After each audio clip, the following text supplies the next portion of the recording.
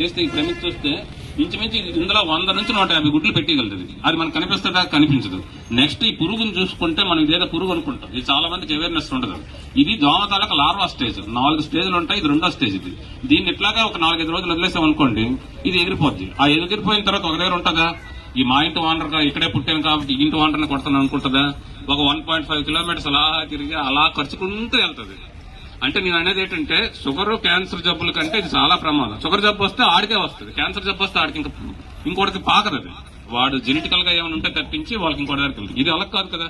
ఇది ఎవరెవరికైతే కుట్టిందో అందులో బలం తక్కువ ఉన్న వాళ్ళు ఎవరైతే ఉన్నారో, ఇమ్యూనిటీ పవర్ తక్కువ ఉన్న వాళ్ళు, అంటే వృద్ధులు గాని, చిన్నపిల్లలు గాని, గర్భిణీలు గాని, వీళ్ళందరినీ మేము హై రిస్క్ గ్రూప్స్ అంటాం.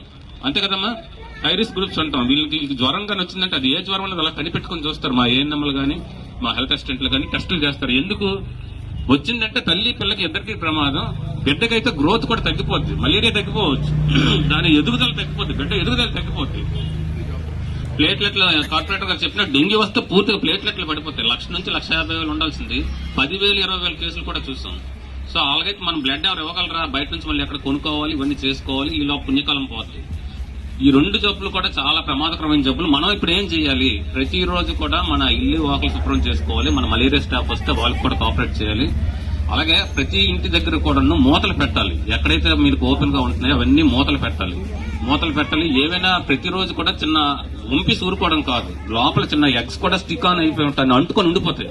శుభ్రంగా పీచుతో దోమి ఎండలో ఆరబెట్టండి.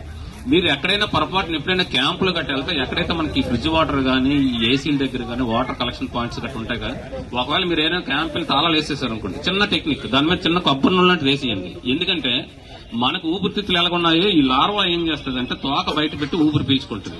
మనం కొబ్బరి నూనె వేసేస్తే ఏమవుద్దమ్మా, మనం ఒక వారం రోజులు వెళ్ళిపోయాము, ఈ లోపు దోమ పెరిగి పెద్ద అయిపోతుంది కదా, అది ఊరుకోదు కదా. సో చిన్న కొబ్బరి నూనె వేసాం అనుకోండి, ఆ తోక మరి బయట పెట్టలేదు, ఊపిరి ఆడకి చనిపోద్ది. అది చిన్న టెక్నిక్.